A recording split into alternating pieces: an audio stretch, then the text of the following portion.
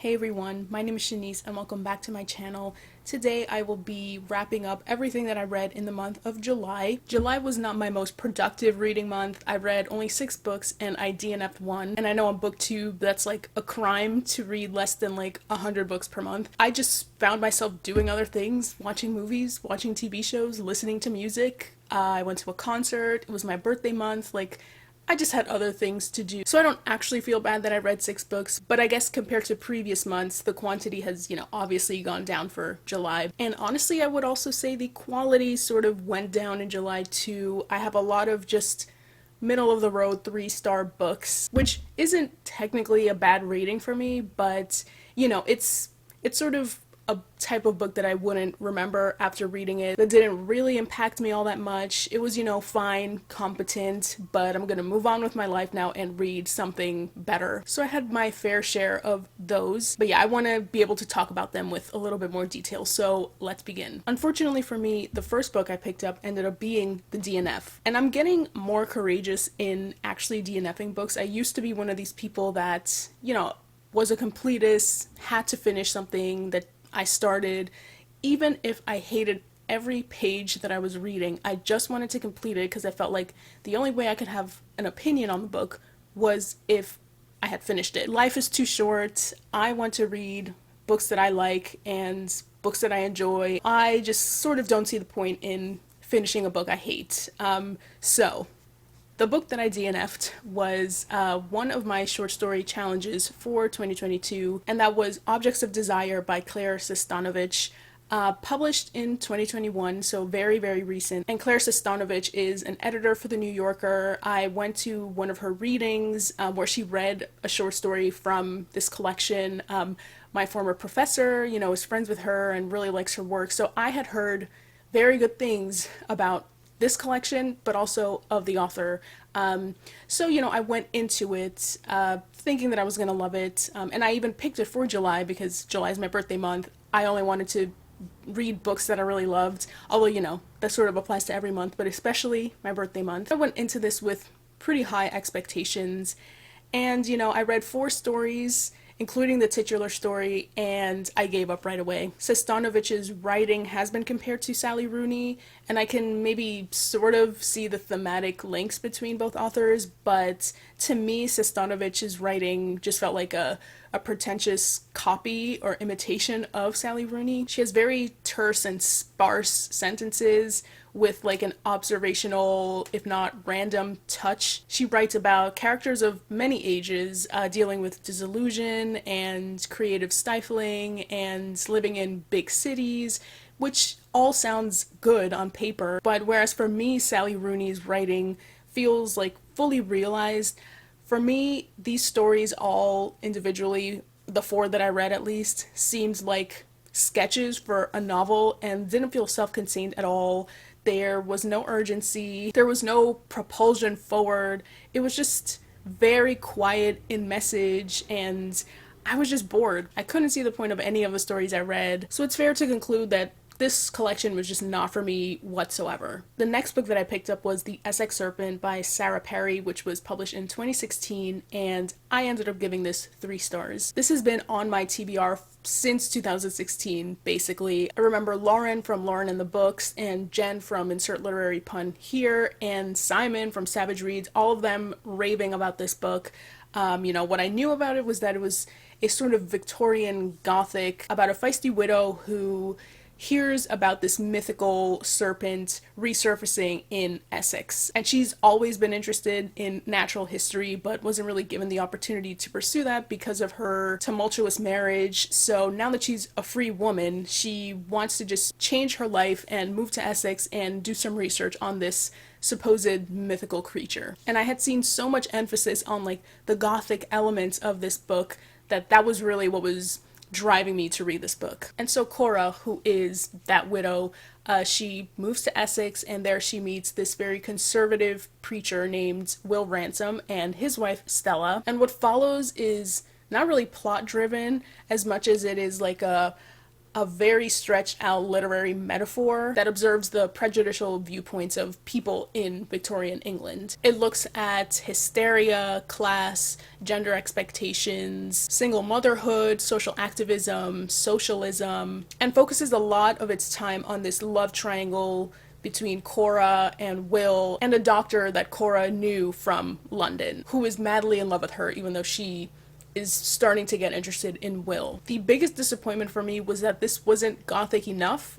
It's more of like a black laced romantic gothic than it is like spooky and creepy and haunted kind of gothic. The Serpent is more alive in like people's imagination than it is like coming out every other page. It is doing interesting things looking at religion versus mythology and why some myths or stories are considered more credible than others. So there are, a lot of interesting social layers to this novel, which I think is definitely a strength, as is the gorgeous writing. The writing felt genuinely from the time, and I read a little bit in the back of the book from an interview with the author, and she was saying how she grew up reading a lot of Victorian novels. So when writing this, she almost feared that her natural way of writing was not contemporary enough, but I think it fits the style, the era, the genre just perfectly, and it's really, really beautiful and lyrical to read. It's one of the few times where I feel like a modern contemporary writer writing in the style of like a Victorian novel doesn't feel forced or stilted. It just feels like genuine. So overall, I didn't hate it, didn't particularly love it. I felt like it dragged for much too long and nothing much plot-wise happened. The ending was a cop-out. I feel like was completely anticlimactic, a big build-up for practically nothing. So yeah, I gave it 3 stars, and I'm in the process of watching the Apple TV adaptation. So we will see how those two compare. The next book that I finished was my big book challenge for July, and it's East of Eden by John Steinbeck, published in 1952. I gave this 4 stars. It was an incredible read. So this is a novel that follows the intertwining stories of the Trask family and the Hamilton family. The Trask family was originally from Connecticut, and the Hamilton family, while they're settled in California now, they have origins in Ireland. So there are a lot of main characters, but the main cast is Samuel Hamilton and his wife Liza, and one of their grandchildren, who is revealed later on to be the narrator. And that's really not much of a spoiler, because honestly he doesn't play that much of a role in the plot. Obviously he does play a role in the story, because we wouldn't have story without that grandchild. We have Mr. Trask and his sons Charles and Adam. Then we have Adam and his wife Kathy. We follow their sons Aaron and Caleb, and we also see a lot of Adam's servant Lee. And then we get a ton more characters, but those are really the ones that have the most pages and paragraphs dedicated to their stories. Steinbeck takes these intertwining family plots and takes it to like biblical proportions. We see the story of Cain and Abel explored in 2 ways with 2 sets of siblings, but a big focus of this novel is the idea of personal choice. Timshel is a big theme in this book, which roughly translates to thou mayest. So it's giving human beings the choice to either fall in line with what has always happened in their family line, in their genetic makeup, in the character traits that seem to be hereditary, or choosing to decide for yourself how you are going to live your life, how you are going to be, how you are going to differ from the people around you, etc. It's basically you have the choice to be who you are and to do what you want to do. First of all, I was blown away by the writing. I was sort of scared that it would be like very simple and very minimalist, in the sort of traditional American style from this time period, but honestly, I really was blown away. I just want to read a few examples of the gorgeous writing. The first one is a paragraph on page 39 in my edition. So Steinbeck writes, Tom, the 3rd son, was most like his father. He was born in fury, and he lived in lightning. Tom came headlong into life. He was a giant in joy and enthusiasms. He didn't discover the world and its people, he created them. When he read his father's books, he was the first. He lived in a world shining and fresh and as uninspected as Eden on the sixth day. His mind plunged like a colt in a happy pasture, and when later the worlds put up fences, he plunged against the wire, and when the final stockade surrounded him, he plunged right through it and out. And as he was capable of giant joy, so did he harbor huge sorrow, so that when his dog died, the world ended. There's also this paragraph on page 54, and it says, time interval is a strange and contradictory matter in the mind. It would be reasonable to suppose that a routine time or an eventless time would seem interminable. It should be so, but it is not. It is the dull, eventless times that have no duration whatever. A time splashed with interest, wounded with tragedy, creviced with joy, that's the time that seems long in the memory. And this is right when you think about it. Eventlessness has no posts to drape duration on. From nothing to nothing is no time at all. So you just get this kind of gorgeous writing scattered throughout the book. All the characters have such richness to them. The scope of the plot and the story is epic, like I said. And I love how Steinbeck manages to extract sympathy even from the characters who we initially hated. He just makes everyone really three-dimensional. The only things that kept this from being a 5-star was that because I loved the family drama and the family chronicles so much, when the story started to focus on more like underground crime and like the seediness of the Salinas Valley, I sort of lost a little bit of interest because I wanted so much to return to like the family chronicle. Like I wanted to hear more about the other siblings and what they were doing, and I didn't really want to focus on the one character that is definitely the main focus near the end. And you know, this is a book that was written in 1952, so there is some racialized language in here that's not great to read, about Native Americans, about Black Americans, about Asian Americans. And it was interesting because there is this character called Lee, who is Chinese American, and I thought Steinbeck did a really fantastic job. I was really surprised by how nuanced an interrogation of Lee's racial background and what he feels like he has to do to survive in the United States, and how he feels not enough of either his American culture or his Chinese culture. So I thought the book just did a really great job showing like the duality of his identity. But at the same time, as the novel progresses, Lee kind of becomes the stereotype again. He is the very hardworking, perfectionist, studious Asian American. So the book does a good job of like exploring his identity, but also the whole time I could tell that it wasn't written from the perspective of an Asian person. But with that being said, something else that I liked is how this almost feels like a time capsule for a specific time in US history, through the war and through westward expansion, if that's how you want to call, you know, Native American genocide, the flow of immigrants coming into the United States, then the rising xenophobia in the US. So yeah, it's just a big time of change for the country. So I think this book just captures a lot of that really well. But yeah, I was just really captivated by this from beginning to end. I did not expect so much drama from this. I thought it was going to be a little bit dry, but beautiful. And it was beautiful, but not dry. It was action-packed and very funny, and yeah, it's almost like a soap opera. So yes, I gave this 4 stars. Highly recommend. The next book that I finally read after it being on my shelves for like 10 years is Fahrenheit 451 by Ray Bradbury. Who doesn't know what this is about?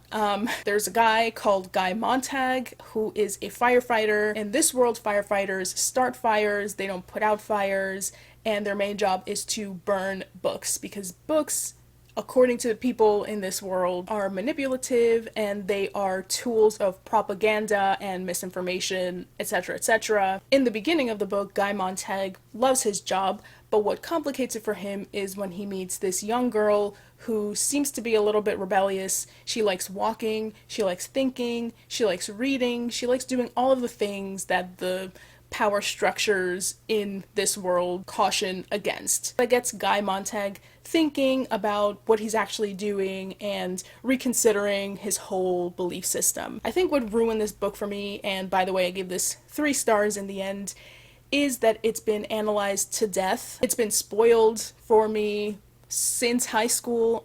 Oddly enough, I never had to read it in high school or in any of my schooling. It just wasn't on any of the syllabi. Regardless, I knew what this was about, and in reading it, it didn't really surprise me in any way. It didn't deviate from what I expected, from what was spoiled to me like years ago. But I do imagine that when this came out, that I would have been blown away. I think the novelty of its message didn't impact me as much as it could have. I still really loved the message that it had about not taking anything for granted, about this power of storytelling, about how anything and anyone can actually be a vessel for a story. It doesn't have to just be a physical book. About the dangers of extreme censorship and disinformation, which unfortunately still apply today. I will say that this is a really, really well plotted book. It's very tight and well planned and just has really lovely writing as well. So yeah, in the end, I did just give it 3 stars. It wasn't the most impactful read of the year for me, but when I was reading, it was pretty obvious how influential this book has been to other books, even ones that I read this year. It's very clear just how much this has impacted world literature. So after I DNF'd Objects of Desire by Claire Sestanovich, which I spoke about already, I went looking for another short story collection because I just like to read at least one every month. So because I already wanted to read this next collection that I ended up choosing, I just decided to go ahead and borrow it from the library, and it's Out There by Kate Folk. This is her debut collection, her debut book, and I came across her from the titular story from the New Yorker, and I really, really love that story. And I would say in this book, it's a standout for sure. I'm still a little bit torn as to my rating. It's like between a 3 and a 3.5.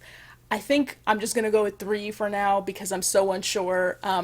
But overall, Kate Folk is a brilliant writer. For me, the standout stories, and I will just recheck their titles.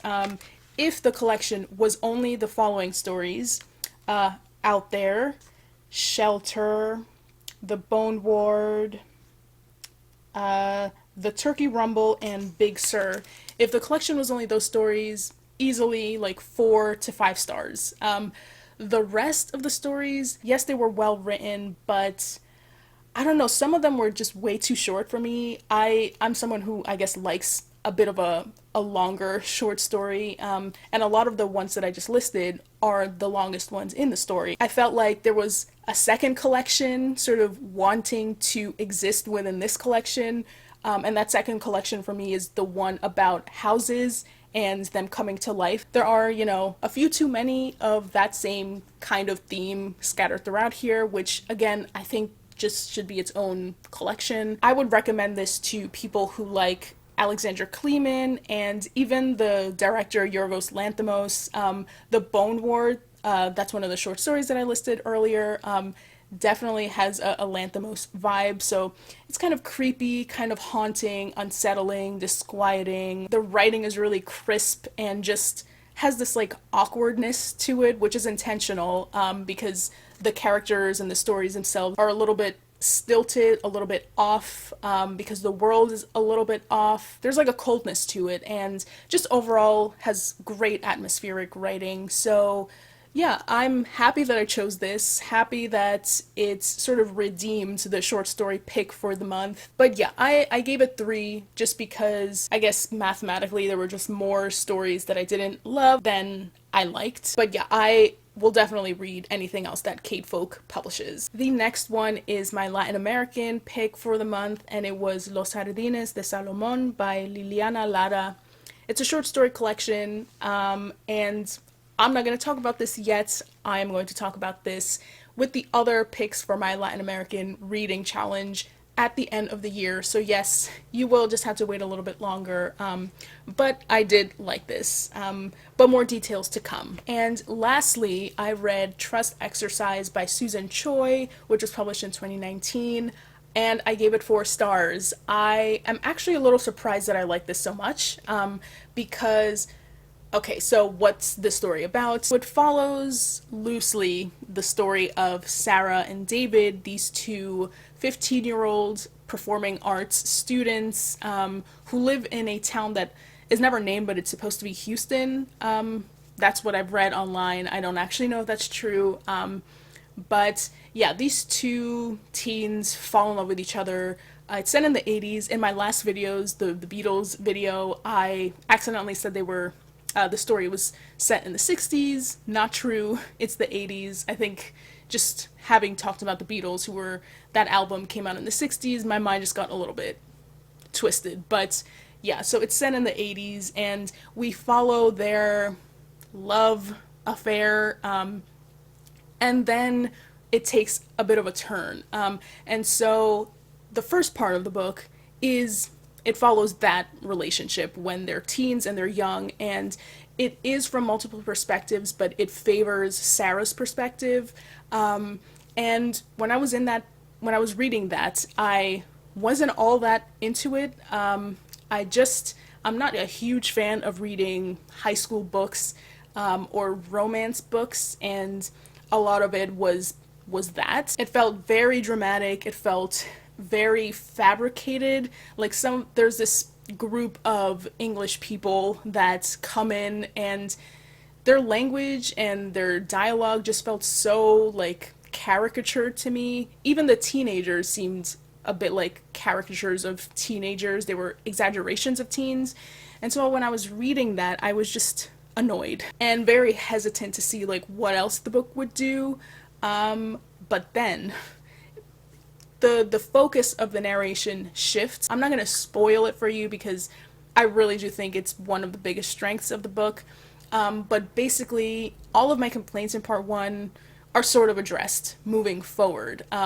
They are given a purpose and an intentionality to it, and we start peeling back the layers of the narrative, of the story, of the perspective, and I just thought it was brilliant. I thought it was so clever the way that the plot almost like flattened in on itself, from the themes of performance and the stories within the stories. I really just was so engaged after that like break from part one. I thought the book was super self-aware. I liked what it was trying to do with the idea of performance, like I said, and also just the idea of relationships and love being a trust exercise in itself, and the act of reading and of writing being an act of a trust exercise. And even after reading Out There by Kate Folk, which was very creepy, I would say that Trust Exercise is even more creepy. Like, I haven't felt this way reading a book in quite some time. There are some really icky characters in here, and I have this idea of like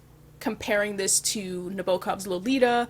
He's my favorite author. That is my favorite book, but I haven't reread it in quite some time. I feel like they're sort of opposites of each other and would be interesting to read side by side. But yeah, another thing I really liked is that, you know, after that narrative break, the narrator injects a lot of like thesaurus entries and shares the etymology of certain words, and I'm a bit of a language nerd, so I thought that was really interesting and just really clever. I don't know, this whole book is clever to me and kept me at the edge of my seat. So gave this 4 stars, really loved it. I just sort of want to read everything Susan Choi has written. Hopefully they're as good as this book. And with that, that is all for my July wrap-up. I know, not as many books as last month, but I have no regrets except for the DNF from the beginning of the month. But yeah, I'm looking forward to what August has for me. And I have chosen to read Dune for August. I know in one of my previous videos I was unsure whether I was going to read Dune or Roots for August, but I've decided on Dune. Honestly, thoughts and prayers, because I've seen some mixed reviews on that one, and yeah, we'll see. Who knows, maybe it's another DNF, but crossing my fingers that I do enjoy it and I will finally be able to see the movie adaptation. So yes, that is it for this video. Thanks so much for watching. Feel free to comment, like, and subscribe, and I will see you all next time. Bye!